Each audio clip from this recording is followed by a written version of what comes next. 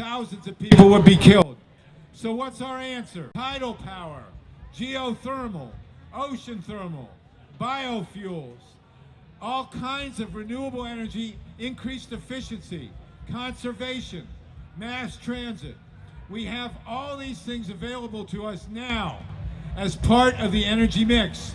They are cheaper, safer, cleaner, more reliable, and create more jobs than anything that could come from nuclear power.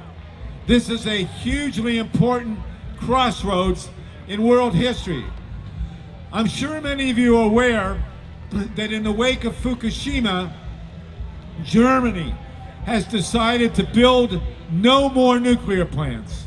No more nuclear plants will ever be built in Germany. Furthermore, the Germans have decided to shut down all 17 of the nuclear plants they now have. 7 are already shut, and 10 more will go down by the year 2022. This is extremely important. Germany is the 4th largest economy in the world, the biggest economy in Europe. They have gone non-nuclear.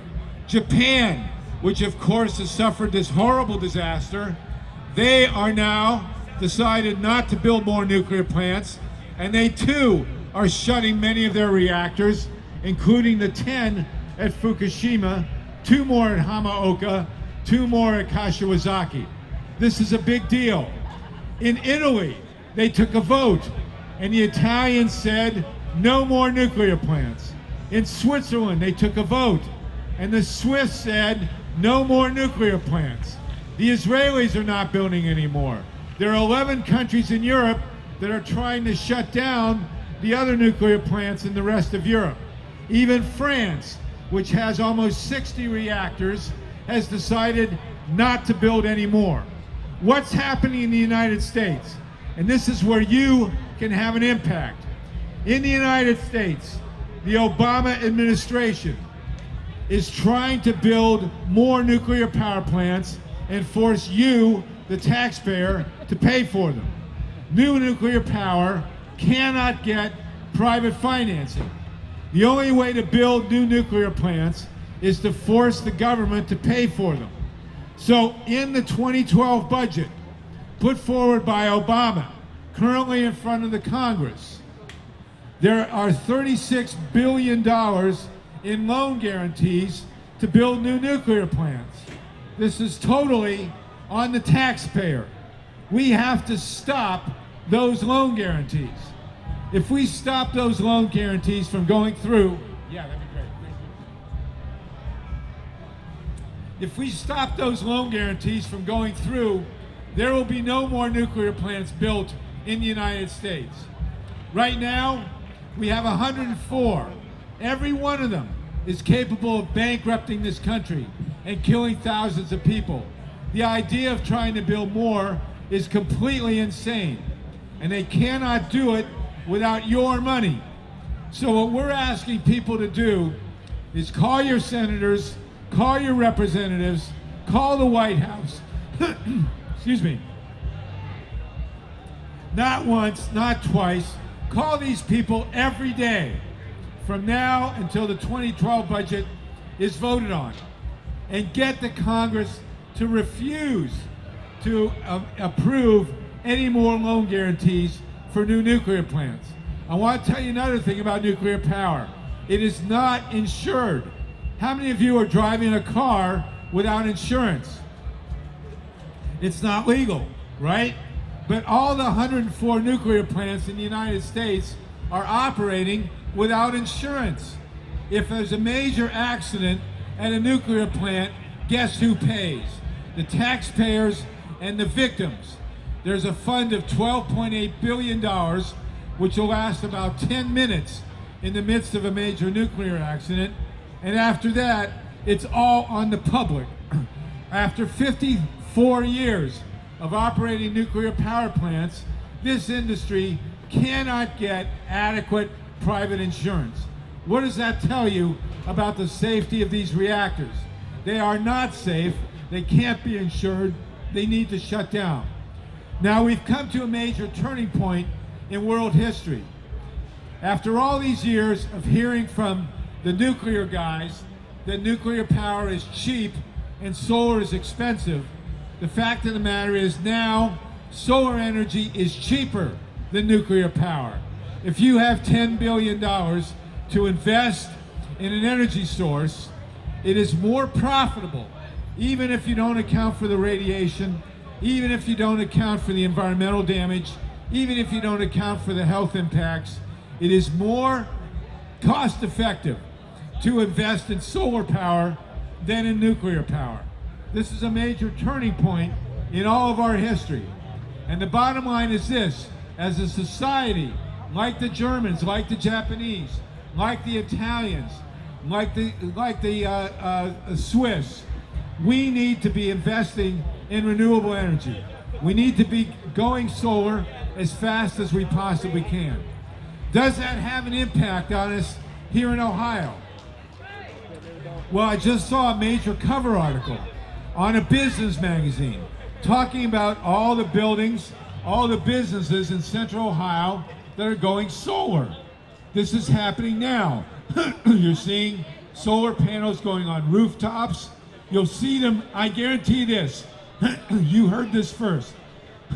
Sorry about this. At the airport, there are what, a square mile, 2 square miles of parking lots?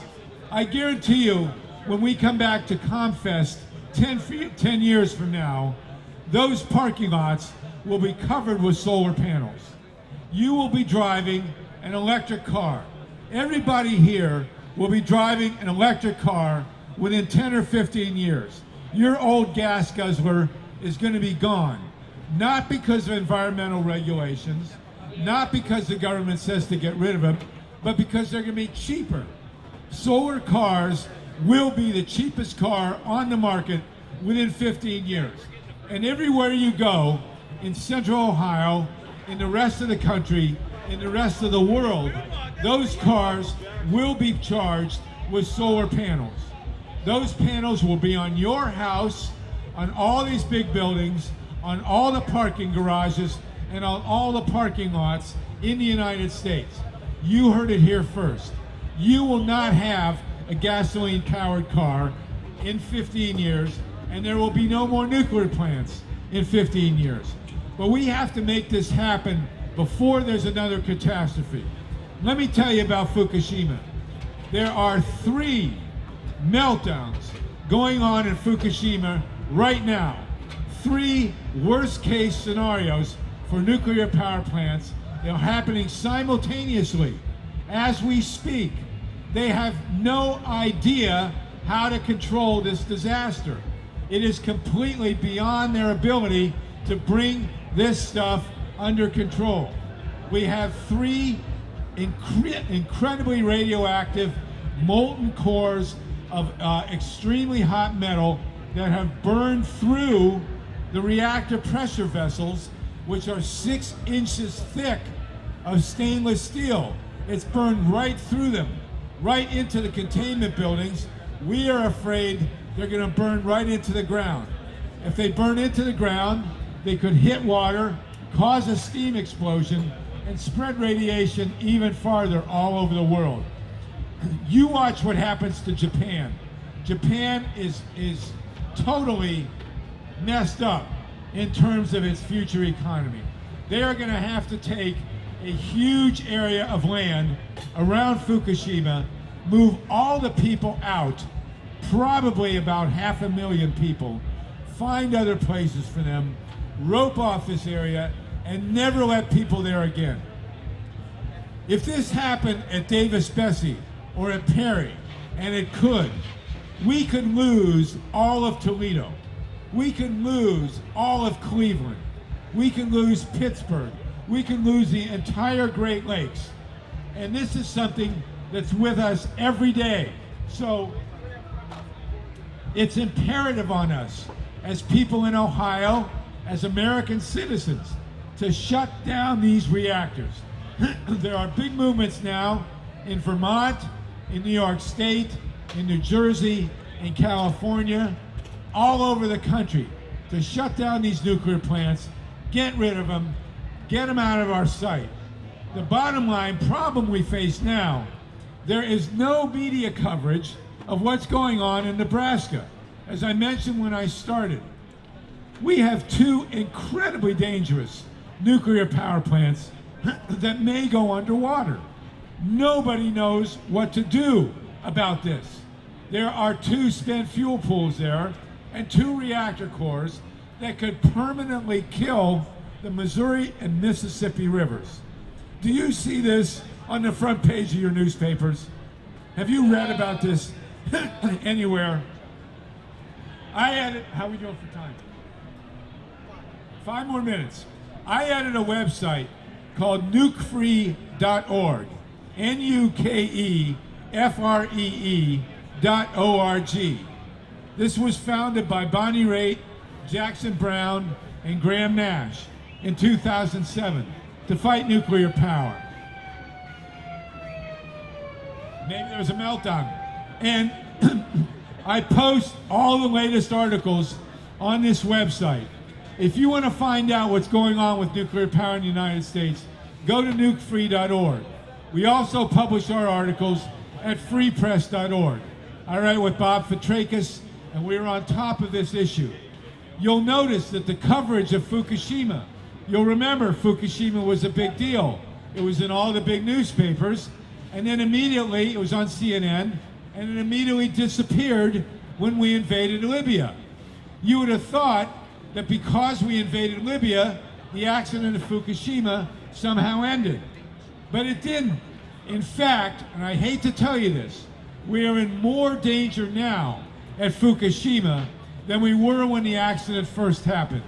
And I will tell you again, radiation is coming here from Fukushima. We are breathing it now as we speak. Our children are breathing it. The ones that are building nuclear plants make the transition to renewable energy. We can do it. Now at 3 o'clock, I'm going to talk again in more detail. If you want to find out how to get solar energy on your house, on your business, and to really stop this insanity with nuclear power, which also includes, by the way, coal. We are against coal. We are against nukes. We are against oil. We are against fracking or natural gas. We want to stop all this devastating stuff and move us to Solartopia, a green-powered Earth. That's the only way we're going to survive. That's the only way you're going to have jobs in the future. That's the only way this country is going to have a survivable economy. And I'm used to winning these fights. There was once, Richard Nixon once said there'd be 1,000 nukes in the US by the year 2000. We kept it to 104. That's too many, but we kept 896 nukes from being built. And we are alive today, many of us, because we did that. So let's go out and stop these nuclear plants. Come over to the solar tent if you'd like. At 3, remember to call your senators and Congress people, kill this $36 billion, get it out of the 2012 budget, and we'll see you in Solartopia. Thank you very, very much for your time and attention. And now we have the tenured professors, is that correct?